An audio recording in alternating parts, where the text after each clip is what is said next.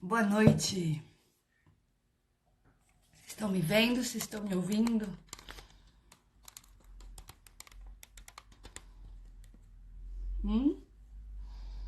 Estão me ouvindo? Por favor, comentem aí.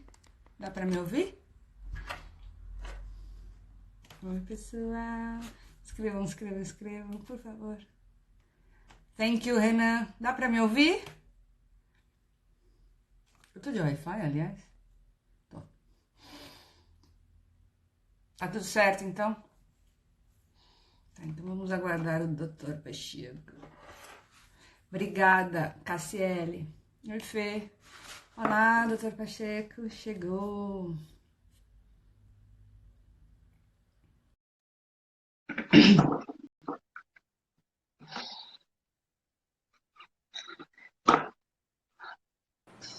Olá. Olá, dona Camila! Olá, como Tudo bem? vai? Deixa eu acertar Tudo isso bem? aqui. Pronto. Ficou melhor. Tudo Tudo bem com bem? você?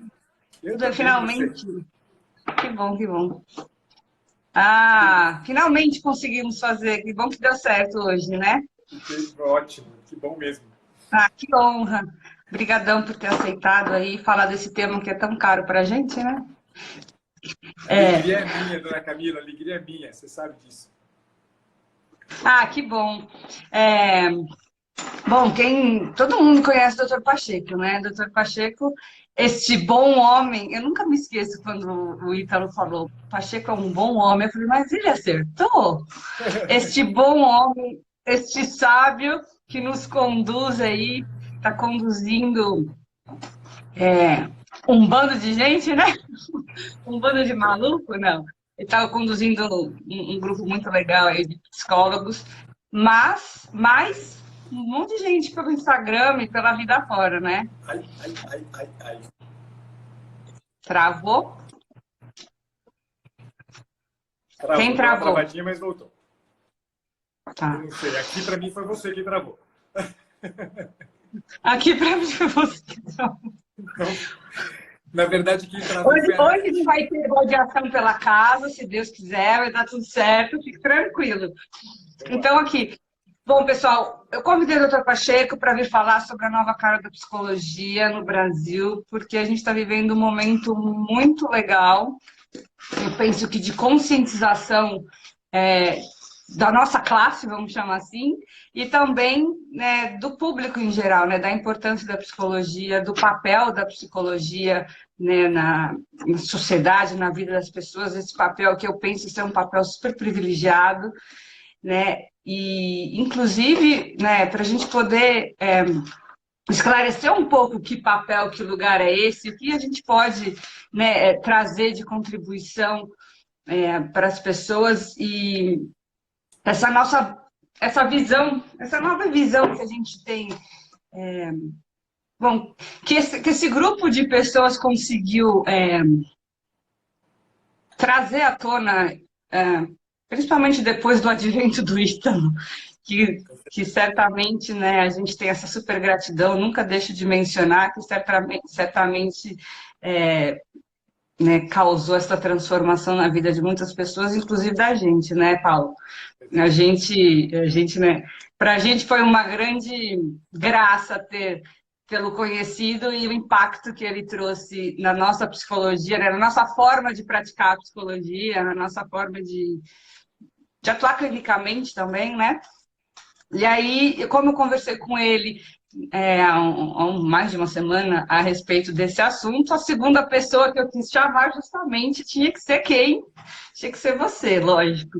Falar um pouquinho, né, de da onde está o olhar do psicólogo, para onde ele deveria ir, né, sobre presença de psicólogo, postura de psicólogo, esse lugar privilegiado, né, até para sei lá, desmistificar alguma coisa né, que os leigos ou que os próprios psicólogos possam trazer. O Ítalo começou a nossa live falando a respeito do advento dos coaches, o quanto isso fez com que os psicólogos, né, saíssem correndo atrás. E eu até fiz uma live com o Fernando, né, com o Fernando Pinheiro, muito legal, que ele explicou um pouquinho o que, que é de fato né, o processo de coaching, que também tem seu lugar, né? A gente falou um pouco sobre isso. O Ítalo também falou um pouco sobre a empáfia dos psicólogos, né? Sobre o jargão dos psicólogos. Enfim, eu queria levar adiante essa conversa com ninguém menos do que você. E aí... E também eu queria só tirar esse momentinho para, enfim, te agradecer por tudo que você tem feito na minha vida, na vida de todas as pessoas, com todo esse seu conhecimento, com essa generosidade, com esse sorriso desse tamanho, com essa sua... Gente, vocês sabem que o Paulo é gigante, né? Não só em conhecimento, sabedoria, mas o bichinho é alto, gente. E eu, primeira vez que eu ouvi pessoalmente, eu tenho que contar, eu atropelei a criatura. Mas assim, pedir desculpas publicamente, você sabe que foi por amor, né? Você quase me matou. Quase que eu Sim, que sim. isso não Tudo fosse por um a Camila. abraço, vai, tudo sério. Mas, enfim, te agradecer, dizer que todo o conteúdo que você passa, não só o conteúdo, que você nos ensina ali, na supervisão, nas lives, né, nos cursos, mas a sua presença mesmo, ela realmente inspira e dá vontade de estar perto. Todo mundo que te conhece sabe que gosta, é bom ficar perto de você. E é uma super honra mesmo poder estar junto aí nessa caminhada aí, trazendo aí essa nova psicologia para ajudar o Camila, povo. só para começo de conversa, eu te digo uma coisa que foi talvez uma das primeiríssimas vezes que eu tive a oportunidade de experimentar uma certa alegria, logo depois de ter conhecido o Ítalo, é verdade, e que eu disse para o Rafael de Abreu. Eu que fiquei 18 anos na universidade, entre outras coisas, dando aula para futuros psicólogos, me dava uma alegria enorme ver um cara como o Rafael, então, né? Era o único que eu tinha visto naquela circunstância, porque o Ítalo não é psicólogo, né? Então não podia ter essa alegria que eu experimentei quando eu vi o Rafael de Abreu e eu vi o conteúdo dele, que era justamente a alegria de saber que, putz, né? Tem gente na psicologia que está fazendo uma coisa que não é aquilo que, infelizmente, as universidades vêm formando, né? Então, quando eu encontro gente como você e todo o grupo de psicólogos que hoje está lá no nosso grupo de supervisão, você é testemunha disso. É algo que eu não me canso de repetir. A alegria de encontrar uma qualidade humana como a que eu encontro entre vocês é sem dúvida nenhuma uma possibilidade de reacender dentro de mim alguma esperança. Eu gastei uma parte importante da minha vida para isso, né? Para ver que, no fim das contas, nada por minha causa, havia pessoas tão sedentas quanto eu era sedento e que se viraram, né? Se viraram e chegaram onde chegaram. Então, a minha contribuição é fazer o que eu estou fazendo e agora mais voltado para isso, né? Para esse negócio que eu estou assistindo nascer junto com vocês, né? Nós estamos colhendo os frutos de um trabalho que o Ítalo por muito tempo foi fazendo. Então a gente tem mesmo que ficar muito grato a ele e tem que fazer a nossa parte. Tem que fazer a nossa parte. A gente sempre faz questão de frisar isso, porque eu acho que você acabou de dizer, que é um dos testemunhos que eu mais ouço, Paulo, né, naqueles grupos de psicólogos que acabei formando, justamente é esse, né? As pessoas, nossa, que bem... E você também, né? Lógico, à frente desse grupão, né, o que as pessoas mais falam é, nossa, que bom ter encontrado outras pessoas, né, outros psicólogos sedentos dessa nova forma de praticar a psicologia, né, com essa qualidade humana, como você diz, né, que eu acho que é o que mais fica evidente, né, no grupo, a gente vê isso, né, essa doação, essa postura de vamos estudar, vamos se doar, e realmente é algo que a mim também, né? A mim também acabou reacendendo, porque eu não sou novinha como o grande parte, né? Eu acho que tem eu, você, mais um aí da década de 70. Não fala muito, não. Mas realmente reacendeu o gosto e, né, o tesão pela coisa, né, do corpo a corpo mesmo. É um momento muito, muito feliz mesmo. Sim, Muito bom com estar certeza. nesse momento, né? É sim, com certeza mesmo. Não tenho dúvida disso. E aí, vamos direto naquelas perguntas que você me fez lá ou a Mas gente é por aí, né? A emenda gente por fala. aqui mesmo? Não, é mais ou menos isso que eu te falei, né? Queria contextualizar principalmente, né, o que a gente viu aí de transformação, né? O que você estava falando, né? O que você, ainda mais com essa experiência de universidade, e ver assim, o que a gente vê, o status quo, como é que é, na verdade, como a gente está querendo transformá-lo, né? E a pergunta que eu faço é da onde os psicólogos devem tirar o olhar e para onde eles devem levar, né? Você tem mais propriedade aí para falar sobre esse assunto. Então, acho que aqui, não sei, a minha tendência, minha formação em história me obriga a algumas coisas, Camila. Então, eu vou começar contando história, porque eu acho que ajuda um bocado a gente a entender isso. Se a gente fosse começar a entender um pouco onde a maior parte das gerações de psicólogos formadas nos últimos anos lança o olhar, a gente precisa entender, né, um pouco mais atrás o que aconteceu na história da psicologia brasileira, em especial. A história da psicologia brasileira ela tem raízes muito complicadas se a gente for avaliar, né? E a gente precisa remontar aí a década de 20 do século passado para a gente entender algumas coisas que marcaram de uma forma muito potente a formação do psicólogo, né, ao longo desse período, né, desde a aprovação da psicologia como ciência e profissão. E aqui nós já essa expressão, né, psicologia como ciência e profissão, é uma expressão complicada. Vou chegar nela daqui a pouquinho. Mas a entrada da psicologia no Brasil, né, se dá na década de 20 por via da educação. Né? E se dá, sobretudo, por via do quê? Da psicotécnica.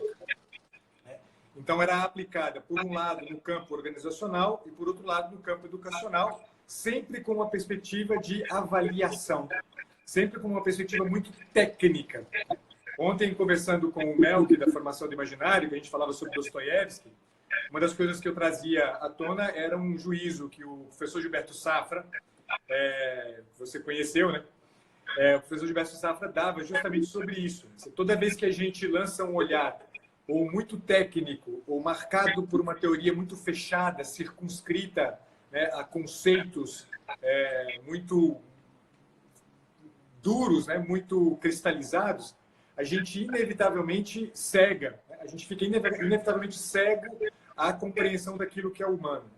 Quer dizer, o Gilberto Safra ele fala muito disso, né? A técnica ela esclarece com uma luz que cega a gente, que impede a gente de ver, né? Porque a gente acaba focando num detalhe muito pequenininho. Detalhe esse que não é que ele é desimportante. Se a gente pensa na psicotécnica e pensa na educação, puxa, algo desses juízos da técnica, eles são interessantes.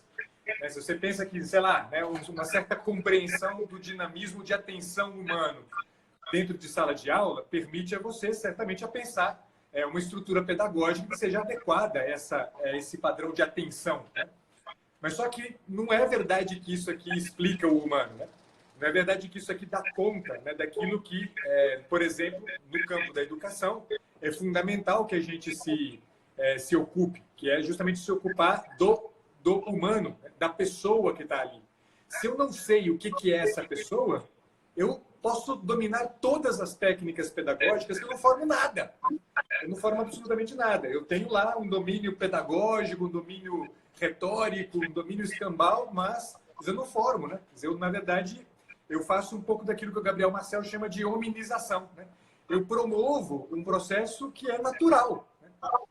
Eu dou as chances para que algo que é natural aconteça. Desculpa, se o psicólogo está ali ou não está ali, vai funcionar do mesmo jeito, porque a gente vai, né, se desenvolver de alguma maneira, obedecendo a um certo, sei lá, um certo programa, né, que na nossa natureza a gente carrega. Só que a gente não é bicho, né? A gente não é um bicho que a gente pode condicionar mera e simplesmente. Então, essa entrada por via da psicotécnica deixou marcas mais tarde quando, no campo clínico de intervenção propriamente dito, começou-se a discussão justamente sobre o reconhecimento dessa profissão, né? E até que se avaliasse isso como possibilidade, o que foi que aconteceu? Quer dizer, o que tinha mais poder em termos de entrada, no Brasil, sobretudo, né, que é muito diferente, por exemplo, do que aconteceu na Argentina, era o campo da pesquisa. E da pesquisa, sobretudo, em termos de comportamento e psicotécnica. Então, os primeiros cursos de psicologia no Brasil e a primeira matriz de formação, né, que foi aprovada em 1967, era uma matriz de formação que tinha um horizonte claramente determinado pela técnica e, sobretudo, determinado por um padrão de cientificidade positivista. Quando eu estudava na UFMG, eu tinha contato com um senhor lá que ele era do almoxarifado, né? E uma feita, eu era uma pessoa muito querida, muito próxima, assim, a gente estava sempre envolvido com ele por causa de demandas que a gente precisava de aluno. E aí eu entrei na sala dele, tinha uma série de mesas empilhadas num canto do almoxarifado, né? Mesas cheias de luzes, né? Cheias de luzes e... Que raios é isso, né? E aí ele contou que, no início, quando o curso de psicologia foi aprovado na UFMG, as carteiras escolares dos alunos eram carteiras escolares que eram todas com luzes, tinha um padrão de luz verde e vermelha, e a mesa do professor tinha uma espécie de controle, né? No qual o professor, né, a partir das intervenções dos alunos, avaliava imediatamente, instantaneamente, as intervenções dos alunos, apertando uma avaliação vermelha ou verde, né, conforme a qualidade da intervenção, a qualidade da pergunta, a qualidade da resposta, seja lá o que for. Ou seja, é um padrão, né? Quer dizer, o próprio padrão de ensino de psicologia lá nos seus primórdios era um padrão de ensino bastante comportamentalista, né? Tanto que, não sei como foi para você, mas a minha formação, o carro-chefe da formação era, de fato, né, laboratório de análise comportamental, né? E todo mundo queria ver isso, né? E funcionava, cacete. Eu tinha um rato, o meu rato chamava Freud, né? Eu lembrei do ratinho ontem. Oi, desculpa. Na USP tem a vertente da comportamental e psicanálise, né? Exato, exato. Então, você via aquelas coisas funcionando. Putz, meu rato pulava uma argola, meu rato contava até 10, né? Ele para beber água, ele contava até 10. Você consegue fazer isso, né? E é muito surpreendente, chama muito a atenção uma coisa como essa. Então, esse padrão aqui gerou, evidentemente, né? Pensa que essa matriz curricular de 67, ela só foi alterada em 2001. De 67 a 2001, toda a educação, toda a formação em psicologia no Brasil, né, tinha essa cara, que aí eu retomo a ideia do ciência e profissão. Essa ideia de uma psicologia concebida como uma oposição entre aquilo que eu faço como cientista e aquilo que eu faço como profissão. Ou seja, em havendo essa quebra, o que acaba acontecendo? O clínico é um cara que, na verdade, é um estranho, né? É um estranho que não tem nem valor científico que isso que ele faz, né? O psicólogo, de fato, é o cara que é o cientista, que tem o bacharelado e etc. Todo o resto da clínica, eu me lembro como na entrada da psicologia, na minha entrada na psicologia, os professores de clínica, de psicanálise, de gestalt, eram professores que eram vistos meio como estranhos, né? Eles eram meio que porra loucas da faculdade, né? Porque soava uma coisa pouco sem valor, evidentemente. Se a gente pensa nisso, então tá bom, né? Apenas as gerações anteriores a 2001 teriam um pouco desse olhar a que você se referia, né? Qual é a mudança de olhar que a gente tem que ter? Talvez só essa geração anterior que teria que ter esse olhar. Mas este aqui é o problema, porque no fundo, essa geração inteira formou justamente aquela que substituiu, né, os professores que depois entraram, né, em cena para formar os demais. E é muito interessante porque em 2000 e 2001, quando começaram os debates acerca da mudança, né, da estrutura curricular, eu me lembro que o Conselho Federal, né, chegou a lançar a proposta de que o curso de psicologia fosse um curso técnico. Um curso técnico no qual, né, os estudantes se preparariam basicamente, né, para ser aplicadores de teste E aqueles que, porventura, quisessem atuar na clínica, fariam depois algum tipo de especialização. Foi o boom, né? Aquele período foi o boom justamente da vinda à tona dessa ideia de cursos tecnológicos, etc., né, de curta duração, de 2 anos e meio. Né? Essa discussão, graças a Deus, né? Ou não sei se graças a Deus ou que raios isso não foi para frente, evidentemente, mas a gente vê aí, né, um certo espírito, né, quer dizer, que pairava por trás da formação em psicologia, que tinha, né, muito claramente essa marca de uma cisão entre aquilo que eu faço na clínica, aquilo que eu faço na técnica, aquilo que eu faço na profissão, né, desculpa, na ciência. Né? E isso aqui, né, trouxe uma consequência terrível para a gente, porque todas as gerações que vieram na sequência vieram com essa mentalidade, né?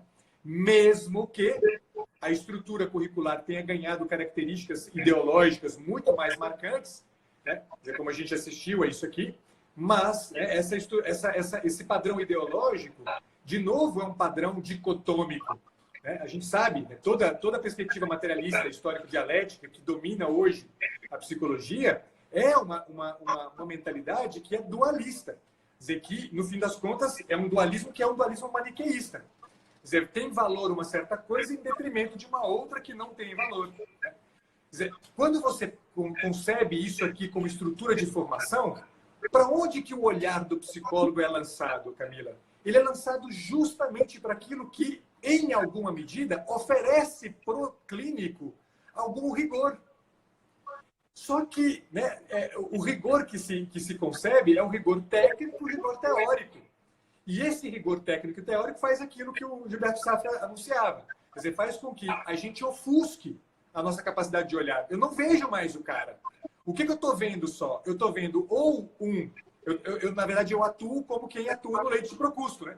Eu encaixo o cara dentro da teoria, custe o que custar, ou então eu aplico técnicas mera e simplesmente em razão, até com toda a caridade do mundo, mas eu aplico técnicas em vista de uma eliminação de sintoma, sem entender quem que é aquela pessoa. Entende? Então, para onde que tem que ir o olhar? Você sabe? Aí respondo a tua pergunta propriamente dita. Quer dizer, o olhar tem que ser desviado dessa perspectiva técnico-teórica e tem que ser voltado para uma perspectiva, e aqui eu uso a afirmação do Gilberto Safra, o nosso olhar tem que ser ético-ontológico. Ou seja, eu preciso voltar ao ethos, ou seja, qual é a origem desse sujeito? Onde ele está enraizado? A história da família desse sujeito, a narrativa desse sujeito. E ontológico, eu preciso saber que raios é isso que eu tenho diante dos meus olhos. Que não é um esquizofrênico, que não é uma borderline, que não é um obsessivo compulsivo, é uma pessoa. E só que a gente não sabe mais fazer isso, Camila. A gente não sabe mais fazer isso. Quer dizer, é uma tragédia terrível. Porque isso aqui explica, por exemplo, todo o padrão clínico que que no fundo, né, quer dizer, tem um pouco o outro lado da mesma moeda, que é aquele padrão clínico segundo o qual o camarada que eu recebo no meu consultório, eu tenho que, tadinho, né? Ele tá sofrendo, é o papai e a mamãe dele. Eu vou criando um monte de crianças, eu vou criando um monte de imaturos, né? Então a psicologia foi responsável, sim, certamente ela é uma das grandes responsáveis por esse padrão de imaturidade no qual a gente se encontra, né? A gente subverteu a moral, né? Usando uma expressão do Darrington. Né? A gente subverteu a moral com a psicologia. Isso foi uma destruição e uma tragédia. Né? Falei demais. Não, é que agora... Não, é justamente disso que eu estava falando, né, quando eu te fiz essa pergunta a respeito do olhar, da onde ele estava, para onde ele deve ir. Né? A gente vê esse rigor técnico, cientificista, né? Ou resvala para a questão da ideologia. E uma outra coisa que você falou que é muito importante, que a gente vê de fato Eu me lembro quando eu entrei na faculdade, né? Eu fiquei um tempão na USP, né? Era a minha segunda faculdade, e eu, na minha observação, olha, psicólogo entra na faculdade por diversos motivos. A maioria querendo se conhecer, né? Mas não importa, tem uma coisa que o cara que entra lá tem, é uma boa vontade, né? É uma vontade de ajudar. né? Então, assim, de fato, existe esse olhar caridoso, mas ele é muito, a sensação que dá é que, né, por esses motivos que você colocou, que ele é muito perdido. Ah, o outro rindo. Ele é muito perdido, né? Não sabe mais enxergar o homem como é e realmente vai se apoiando desta forma como você colocou nas diferentes técnicas, nas diferentes linhas. E eu acho que de uma forma para encobrir alguma insegurança e para se sentir respaldado, se fiando muito nesse tipo de conhecimento e realmente não levando em consideração a falha, no sentido de que até onde a gente consegue ir com determinada técnica. E é o que você falou, né? Encaixando o humano ali dentro, isso é muito perigoso. Ou a gente faz isso, ou faz o que você falou. A gente acaba entrando nessa conversa fiada, que é a conversa fiada que está aí presente de não, vamos passar a mão na cabeça, né? Se faz bem para você, faz bem. Qual é o seu desejo, o que você quer? E aí vamos, e o que você falou, a gente acaba sendo responsável aí por uma geração de pessoas, como você mesmo já disse, de pudim de duas pernas, Exato. né? Exatamente. É, mas eu enxergo isso muito, né, como uma. E nesse momento, eu acho que a gente teve a oportunidade de, né, com o que a gente passou aí, com o advento de Ítalo, né, com esses grupos que têm sido formados, né, com essa sua disposição de dar não só a supervisão e dar uma formação. Então, acho que a gente teve a oportunidade de receber de pessoas uma das coisas que você sempre fala, né, de pessoas muito verdadeiras, né, pessoas que estão dispostas, que eu acho muito legal, né, que a gente vê que as pessoas se colocam, olha, eu tenho dificuldade nisso, né, estou tendo muita dificuldade de lidar com esse aspecto, né, principalmente na clínica. Eu acho que a gente então teve a oportunidade de se deparar com as pessoas pedindo, tá bom, como é que eu me organizo enquanto terapeuta, enquanto psicólogo, diante, então, do outro, né, desse humano que está na minha frente, com aquilo que eu recebi. Porque, assim, a faculdade de psicologia são 5 anos, minha faculdade era integral, né? E que a gente são lançadas ideias ali, e hoje em dia, né? Eu passei por essa mudança de currículo, porque eu fiquei quase uma década lá na USP. Eu passei por isso, assim, são lançadas ideias ali e não são organizadas, né? A gente é ensinado a, bom, olha, existe isso, vai lá, vai atrás e corra atrás aí da sua formação. Então a gente teve essa oportunidade de ter as pessoas nos pedindo para onde eu vou, o que eu faço, o que eu devo buscar para ter uma ideia de humano que eu possa tratar melhor, porque a gente, né, tem toda essa discussão da psicologia, da psicoterapia, da gente é terapeuta, mas a gente, né, com esse lugar que eu estava falando da psicologia, a gente está num lugar que a gente trata pessoas que estão em sofrimento psíquico, né, que vêm do psiquiatra, que vêm ali do médico, que estão com patologias ali que a gente precisa ajudar com muita responsabilidade, né, pessoas que estão, às vezes a gente é a última fronteira entre o cara e o fim, né? A gente tem um papel, não é pouca coisa, não dá para ser leviano e não dá para ser desatento, né? A gente está ali num lugar muito sério. Ao mesmo tempo que a gente também tem, passando, né, essas situações de patologia e de situações de risco, a gente também está num lugar que a gente tem a oportunidade de ajudar as pessoas a se situarem no mundo e entenderem que existe um horizonte. Uma coisa que eu sempre falei, você fala da psicagogia, né? Que você fala assim. Que eu sempre falei, a gente está num lugar que a gente tem condições de dar repertório para as pessoas, né? 10 anos a gente precisa dar repertório. Tudo bem que eu fui professora há 20 anos, então também por esse negócio, né, de pedagogia. Mas a gente está nesse lugar privilegiado de ajudar as pessoas, e é uma coisa que a gente sempre fala, né, do imaginário. Estava fazendo ontem a live com o meu aqui da formação do imaginário. Né? A gente está nesse lugar de poder ajudar as pessoas. Ó, existe essa possibilidade de vida, enquanto ser humano, você tem todo esse potencial. Quer dizer, Enquanto psicólogo, a gente transita desde lá da patologia, né? O cara tá mal ali, muito mal, quase no fim da vida, e a gente pode, né, transitar por algo que o Fernando falou isso na outra live que eu fiz com ele, que é o coach tem o papel de ajudar a pessoa a melhorar a performance, né? Que a gente sabe que dentro daquela teoria que a gente usa, existe um lugar para isso. Mas então a gente transita até por isso, podendo ajudar a pessoa a ter uma melhor performance de vida, no sentido, bom, como é um ser humano? O ser humano é isso, ó, você pode ir para lá. E aí os psicólogos, eu sinto que eles estão clamando por, tá, como eu me situo? Como é que eu posso, com as minhas técnicas, sei lá, eu sou um cara que sou da TCC, sou da psicanálise, sei lá de onde eu sou logo, aliás, tem uma outra coisa que todo mundo pergunta, o que é logoterapia? Algumas pessoas muito perguntam.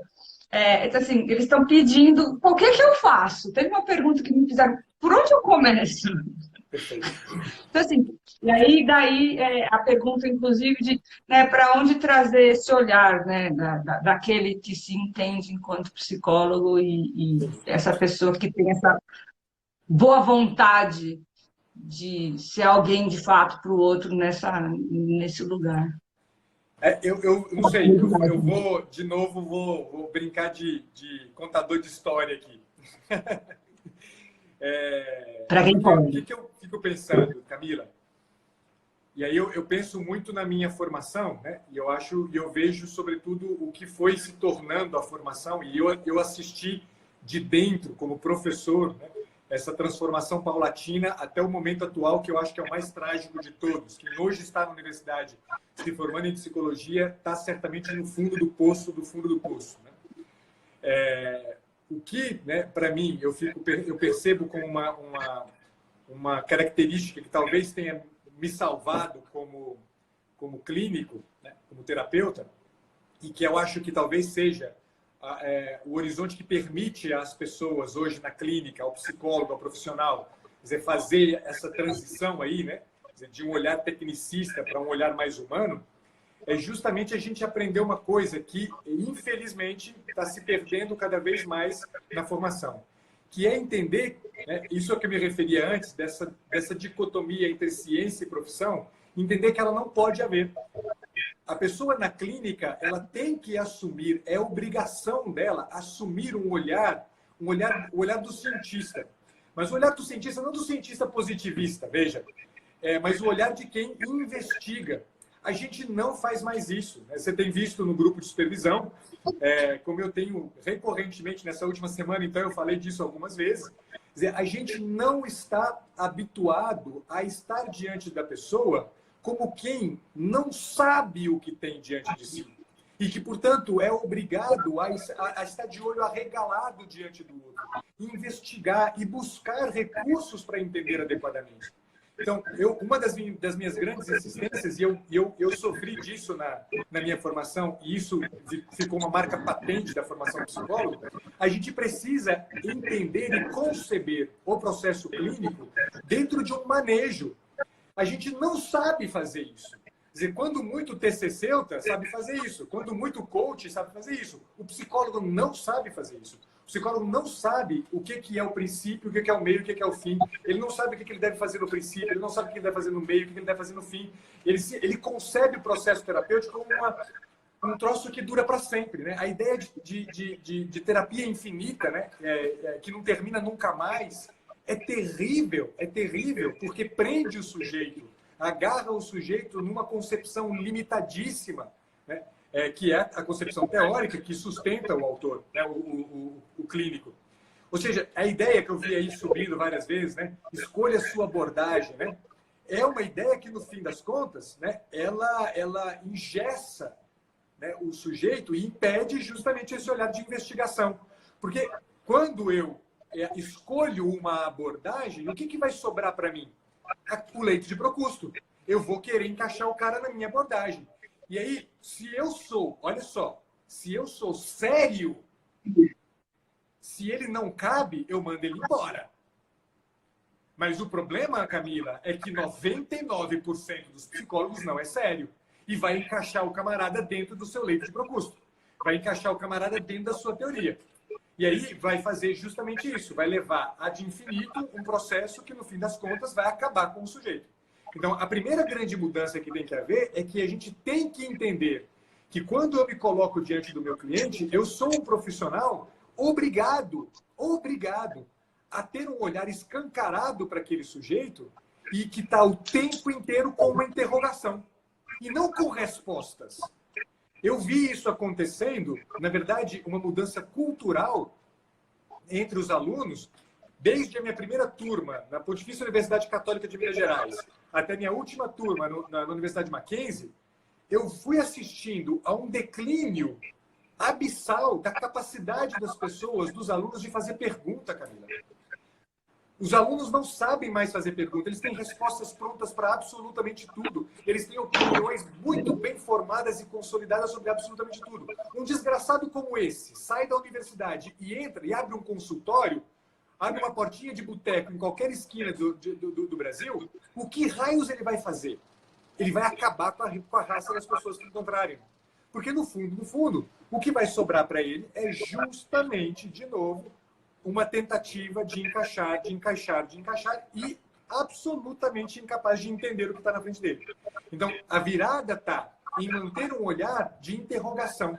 Isso aqui coloca para a gente uma obrigação. Lá no início do processo terapêutico, a nossa grande tarefa é descortinar o máximo possível um mapa que permita a gente transitar com alguma liberdade por sobre esse sujeito. Mapa este que tem um fundamento que é ontológico e que é outro problema. Porque quantos dos nossos psicólogos hoje em dia têm alguma noção filosófica ou antropológica suficientemente sólida a ponto de ele criar um mapa estável do sujeito? Eu digo para você que é uma parcela irrisória dos profissionais. E isso aqui é terrível. E aí, o dado histórico que eu queria trazer, a minha saída, né, da universidade é uma saída que eu assisti, né, absurdizado a uma discussão segundo a qual era perder tempo, gastar uma parcela significativa da formação do psicólogo com disciplinas como filosofia, antropologia, sociologia, anatomia, fisiologia.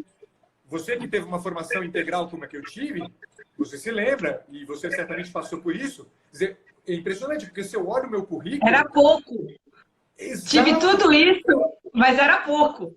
Exato. A sensação que dava que era pouco. A sensação que eu tenho que a faculdade, na verdade, para o psicólogo, o que mais, entre aspas, vale, além de, enfim, lógico, a prática clínica, eu acho que vale muito, a prática toda que a gente tem em laboratórios ali, acompanhados, vale muito.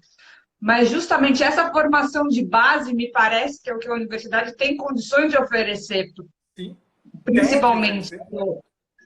A gente ia, né, para as outras faculdades lá na USP, justamente estudar tudo isso que você falou. E me parece que isso é algo que de muito valioso que a faculdade tem para oferecer, né? É algo que é da academia, você aprende lá, e aí depois o resto, porque ser humano, né? O assunto Exato, mas essa crise não é a crise da psicologia. Quer dizer, eu diria que a psicologia promoveu essa crise lá no século XIX, né? O desgraçado do Wundt lá atrás, né? Quer dizer, ele está na origem, né, de muito disso que a gente hoje baba o ovo como sendo a origem da psicologia, mas no fundo, foi uma tragédia, porque ali, né, se pretendeu que a psicologia poderia sair de uma base, né, de conhecimento científico e galgar passos até um tipo de saber que se eleva acima do bem e do mal. Daí toda a perspectiva maluca do psicólogo que se aventa o direito de definir o que é bom e o que é ruim. É absurdo isso.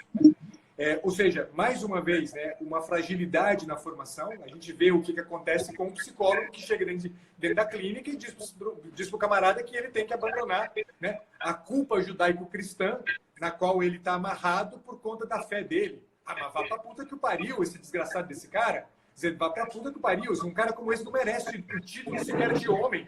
Ele merece. O que dirá de psicólogo? Isso para dizer o mínimo, porque eu já escutei barbaridades ainda piores do que essa, que subvertem a moral de um jeito absurdo, né? Então, tudo isso seria possivelmente resolvido se a gente tivesse fundamento antropológico, fundamento de conhecimentos de anatomia, fundamentos filosóficos que a gente não tem mais. O curso de filosofia numa universidade como a Mackenzie, que era uma das melhores universidades do país até muito pouco tempo atrás, era um curso de filosofia que era no mínimo ridículo, né? Para dizer pouco, né? Quer dizer, se estudava fundamentalmente autores do materialismo histórico dialético, como se isso aqui fosse oferecer algum tipo de substrato filosófico suficientemente sólido para o camarada atuar na clínica. O cara atuando, então, na vida, olhando sempre de maneira dicotômica, porra, que raios eu vou ser como psicólogo dessa forma? Então, toda a saída está na gente entender que eu tenho que assumir o olhar do investigador. Eu tenho que assumir, no acompanhar o meu cliente, o olhar segundo o qual aquilo que tem diante dos meus olhos é um mistério insondável, e que requer de mim pergunta atrás de pergunta, e requer de mim o uso e aplicação dos mais variados recursos, a fim de descortinar para mim uma centelha que seja de compreensão dessa estrutura. Só que a gente não faz nem isso mais. Então, um bom critério para eu saber se o camarada é bom psicólogo é saber, você avaliar se ele concebe a sua proposta clínica dentro de uma estrutura de manejo na qual há um protocolo. É preciso protocolo. A gente é profissional, cacete. A gente não é uma tia velha que escuta os problemas do sobrinho. A gente não é uma tia velha. Eu sou psicólogo nato. Vá pra porra. Dizer que eu sou psicólogo nato, nada. Dizer, eu não tenho que ser psicólogo nato. Dizer, o psicólogo, ele precisa saber distinguir adequadamente se ele quiser curar alguma coisa. Outro tema, inclusive, tabu na psicologia, a cura, né? Não, que cura, o que sim, a gente tem que se propor a cura, a gente é terapeuta, a gente promove cura, senão a gente está fazendo o quê? Batendo papo de boteco, entendeu? Então, eu acho que a virada, não sei se eu respondo, né, tão completamente quanto a sua pergunta exige, a virada está nisso, a mudança de postura em mim, psicólogo, que me obriga a isso. Pergunta, pergunta, pergunta. Para de dar resposta, porra. Faz perguntas sobre o teu cliente. Você tenta entender esse cara. Se coloca de olho escancarado diante dele. Ele precisa do teu olhar sedento, do humano. Mas é isso que você falou dessas últimas gerações que você assistiu se formando aí, dizendo que são pessoas que não conseguem perguntar, né? Mas isso aí que você está falando é uma postura, é uma mudança de postura de vida também, né? Sim. Essa capacidade de sair de si, olhar para o outro com esse espanto, aquela coisa que o Ítalo fala da filosofia espanhola, naquela palavra ilusão, né? A gente precisa ser capaz de olhar para o outro com esse espanto, com a humildade de saber, eu não sei a respeito dele, né? Eu acho que a gente está num momento em que as pessoas voltadas para si, com a ilusão de que eu sei a resposta. E isso a gente verifica no final, né, nos colegas, muitos têm, a gente sabe que tem, porque a gente trabalha com as pessoas e essa minha fala é amorosa, né? De dizer, muitos se sentem fraudes, Sim. porque eles sabem, né, que não tem uma formação adequada, né? Foi que você falou, não tem protocolo. Muitos se sentem como a tia, né? O psicólogo nato, porque não tem essa estrutura de saber de onde eu venho, para onde eu tenho que ir. Né? E o que você falou, né, dos psicólogos que acabam fazendo esse tipo de terapia eterna, né, com os clientes, às vezes é também uma questão de, existe muita insegurança e muita, eu não sei o que fazer com ele e também não tenho muita demanda, então vou mantendo, porque afinal de contas eu preciso sobreviver. E esse é o tipo de prisão que você não pode, né, de forma alguma você pode estar dentro dela, porque acaba com qualquer possibilidade do seu trabalho ser bem feito. E eu acho que essa virada que você fala, né, de poder ter sempre esse ponto de interrogação, é também uma virada de postura de vida.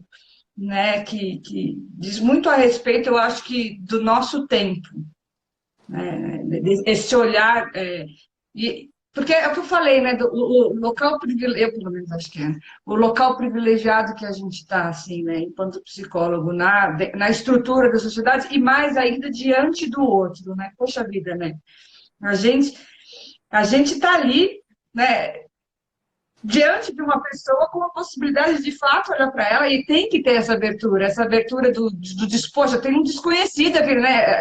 Como é que eu vou me maravilhar aqui com essa pessoa? Sim. E a gente tem que estar aberto de fato essa abertura de peito aí desse maravilhamento em relação ao outro. Do contrário, assim, a gente está ali como profissional, é, promovendo a cura, porque a pessoa não vai buscar a gente só, eu quero gastar dinheiro com você, você custa caro, eu tenho dinheiro sobre você. Não, o cara quer ali um resultado, não é à toa que as pessoas vão atrás de coach. Mas eu não vou atrás de psicólogo, eu vou atrás do coach que ele sabe, não sabe, não é bem isso, mas ele tem um protocolo, ele tem um processo que vai melhorar a minha vida. Então o cara vem atrás da gente para resultado, seja lá qual for, né, a demanda dele, a queixa e a demanda. Mas a gente tem essa possibilidade de estar diante do outro. E nessa abertura que aí vai parecer piegas, né? Mas a gente tem que ser capaz de abarcar o outro ali com o nosso ser e com esse olhar amoroso mesmo, né? Porque é cura que a pessoa quer e a pessoa precisa.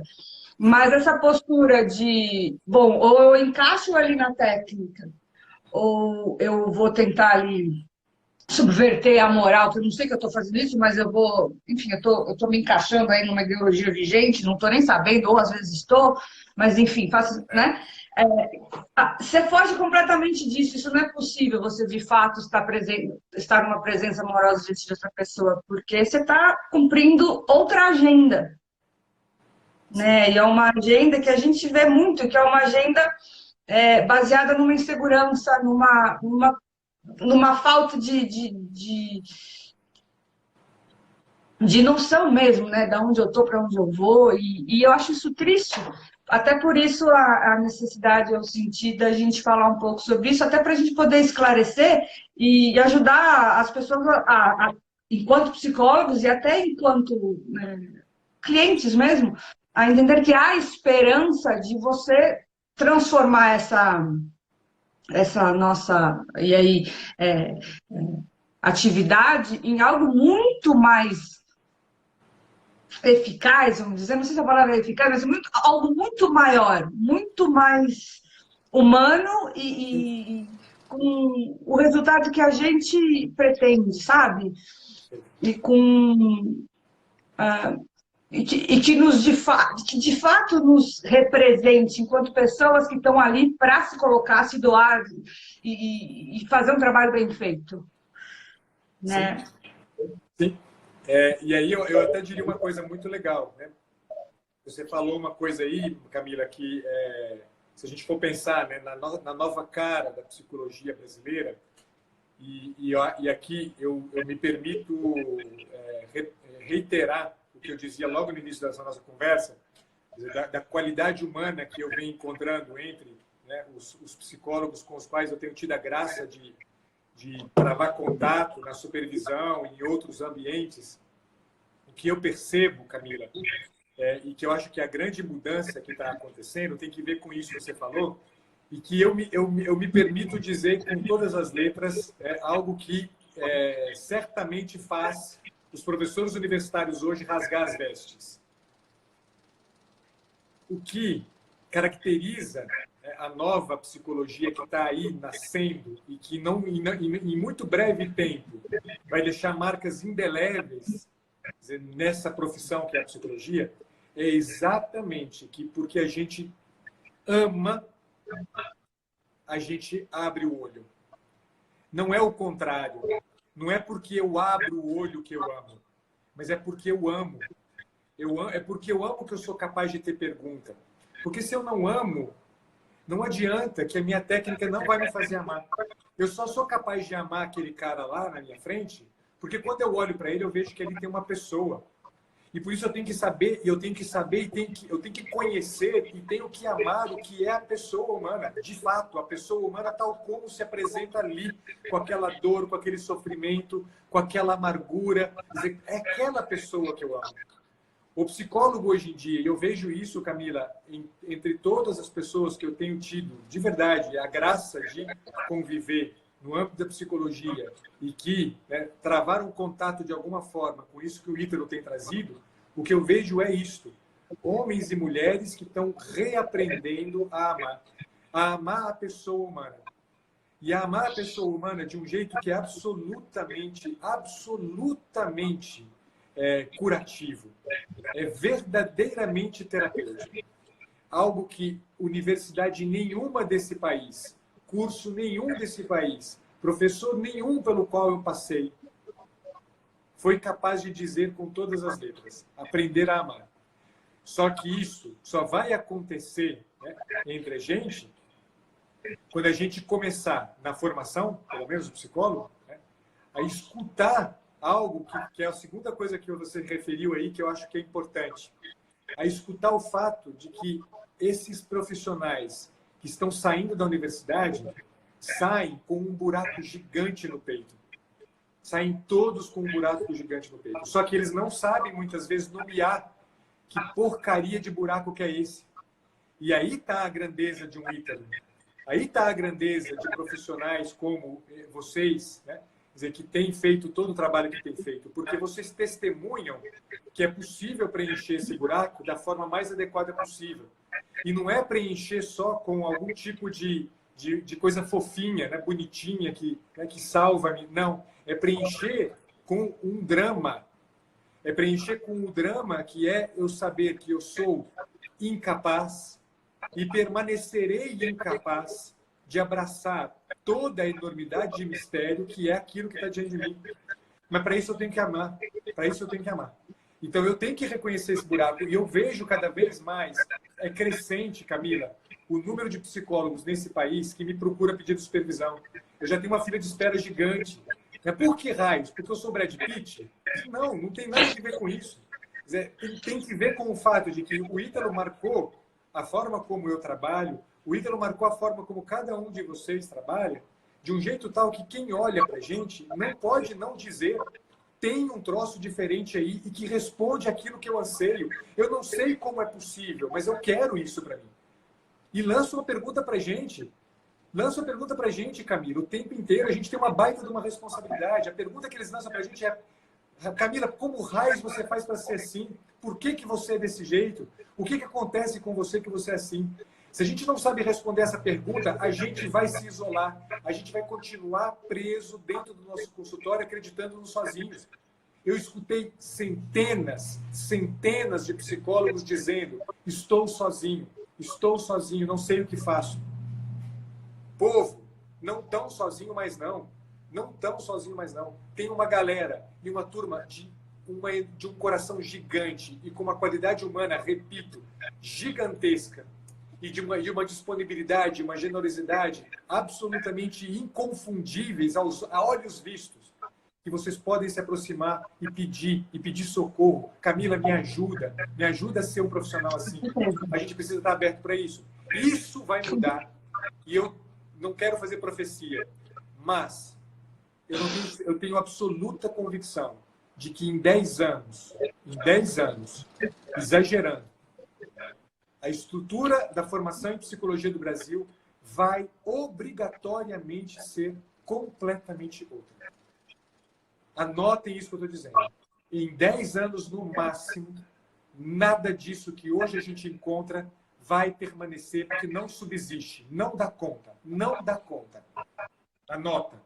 Depois a gente conversa daqui a 10 anos, Camila. Então, a gente vai conversar antes. Não, tudo bem. Muito projeto. Não quer ficar longe, não. Não, imagina. Você acha, né, que eu largo do seu pé lá, dando meus pitacos? De forma alguma.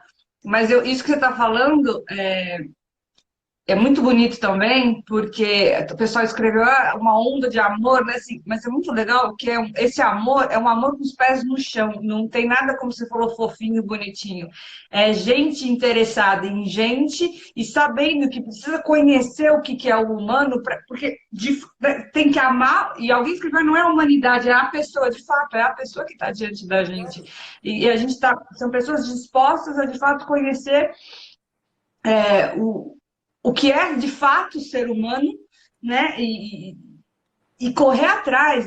Não é um amor por amor, é um amor que nos impele a correr atrás, né? Buscar, de fato, formação, conhecimento, né? Quer dizer, agora estamos com essa dificuldade de coronavírus aí, mas tem curso? Vamos lá, né? Os bons estão falando? Vamos atrás dos bons, né? A gente foi no curso do professor Pacheco outro dia. Não, tem que ser, e é isso que você falou mesmo, né? Né, não, os psicólogos que estiverem assistindo, né, não estão sozinhos, de fato né, são pessoas de uma qualidade humana muito grande e que estão aí umas para ajudar as outras, né? A postura aqui não é uma postura eu sou o dono da verdade, é uma postura eu estou aqui para servir, né? E através de todos os meus recursos, né? Desde de fato o amor que existe no meu peito, como os meus recursos intelectuais e tudo que eu tenho, tudo que é de mim que eu vou buscar. Eu vou atrás, né? E você tem razão, e não é menos de 10 anos, porque a gente está multiplicando, né? Seu trabalho de formação e supervisão, quer dizer, euzinha da Silva, da supervisão, a gente dá supervisão, tá? A gente vai trazendo quem precisar, a gente vai, a gente aprende, a gente vai buscar e a gente está aí né? Nova universidade surgindo no pedaço, né? O negócio aqui vai adiante, e a gente está aí para isso mesmo. Fiquei feliz com essa conversa. Como disse o Daniel ali, isso aí foi uma convocação. Exatamente. Que você falou. Exatamente. A ideia é essa. A ideia é essa. Né?